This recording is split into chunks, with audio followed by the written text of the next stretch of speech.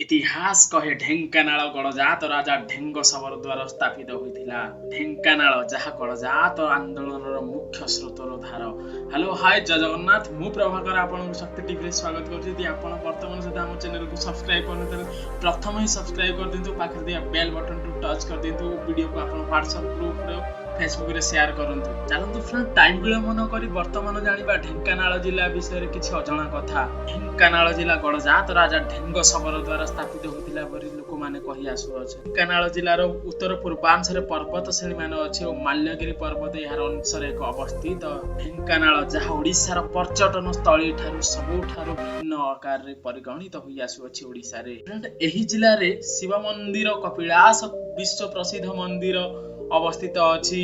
यार पर्यटन स्थली रे अनंतशय सौरांग, जोरंदा, सप्तशଯ୍ୟା, रामचंडी मंदिर, कुआलो, कनेकेश्वरी मंदिर, दंडधर और विष्णु मंदिर प्रसिद्ध अटे। कपिलास मंदिर रे भगवान शिव को पूजा करा जाए। एठी लक्ष लक्ष भक्तंकर भीड़ जमी थाए। एही मंदिर रो पाददेश रे एक चिड़ियाखाना अछि जहा कि कपिलास चिड़ियाखाना नाम रे परिचित होई अछि। एहा 1879 मसिया जनवरी 26 तारिख रे उद्घाटित होइतिला। एही चिड़ियाखाना रे विभिन्न किस्मर हरिण सांग को हाथी, कुंभीर आदि 18 प्रकार और 128 टी पशु पक्षी मध्य रही आसु अछंती। एही चिड़ियाखाना रे विभिन्न प्रकार दोली और सुंदर बगीचा मध्य होई आसु। चलंतु वर्तमान जानिबा ढेंकानाल जिल्लार जनगणना हिसाब 2011 जनगणना अनुसार ढेंकानाल जिल्लार लोक संख्या होउछि 11,92,948। एथि मध्य ग्रामांचल रे 10,75,714, सहरांचल रे 1,17,274 लोक वास करंती। फ्रेंड, मु कहि देबो चाहे आपन जे ओडिसा रो प्रत्येक जिल्लार 100 रु 90% लोक ग्रामांचल रे ही वास करंती। फ्रेंड, एही जिल्ला रे पुरुष अछंती 6,12,997 जन, महिला अछंती 5,80,391, 6 वर्ष कम अछंती 1,32,647 जन।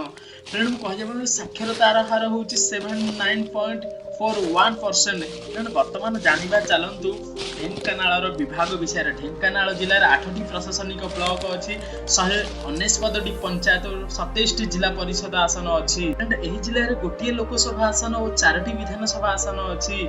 4टी विधानसभा आसन होउची ढेंकानाल, हिंदर, कामाख्यानगर, परचंग। फ्रेंड, वर्तमान मु आपन कपिलास शिव मंदिर विषय रे किछ अजଣା कथा कहूची, आपन सुनंतु। फ्रेंड, एही मंदिर रे चंद्रशेखर महादेव पूजा पांती। कपिलास पर्वत ओडिशा राज्य रे ढेंकानाल जिल्ला रे उत्तर पूर्व दिगरे अवस्थित। ढेंकानाल शहर ठारू 20 किमी दूर और राजधानी भुवनेश्वर ठारू 90 किलोमीटर दूर अवस्थित। फ्रेंड, कपिलास मंदिर रो उच्चता होची 60 फुट। मंदिर को जीवाकू दुईटी रास्ता थाए।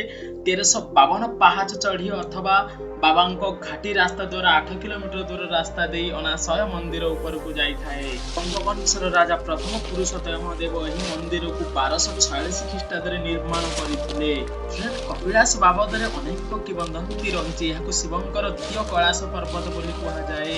मर्त्तिर देवता माने एठारे सभा करुथिबार मध्य पुराण को जणा जाए। एठारे कपिलास मुनि आश्रम थिला बोली मध्य कहा जाए ओ एथि बाई सेथाकू कपिलास बोली कहा जाए। फ्रेंड, तृतीय युग बेले श्री रामचंद्र सीता को त्याग करिबा बेले वाल्मीकि आश्रम रे लवकुशंक सह रहुथिबा स्थान एठी मध्य रहिछि बोली लोकंकर विश्वास अछि। फ्रेंड, एही जागा को कोनोसी समय रे जिबार असुविधा नथिले मध्य कार्तिक मास और श्रावण मास रे प्रबल भीड़ होई थाए।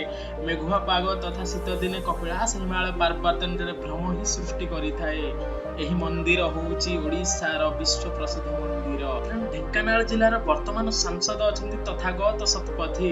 जदि आपन को हम वीडियो भलो लागिथिबो, जदि चाहू जदि आपन एमितिकार ओडिसा रो प्रत्येक जिल्लार विषय रे वीडियो देखबे ताले प्रथम ही हम चैनल को सब्सक्राइब कर दियंतु, पाखरिया बेल बटन को टच कर दियंतु। आपन व्हाट्सएप और फेसबुक ग्रुप रे वीडियो को अधिक रु अधिक शेयर करंतु। सेतबळ पर्यंत आपन निजर केयर नियंतु, दुनिया रे केयर करंतु। जय जगन्नाथ, जय हिंद, वंदे उत्कल जननी।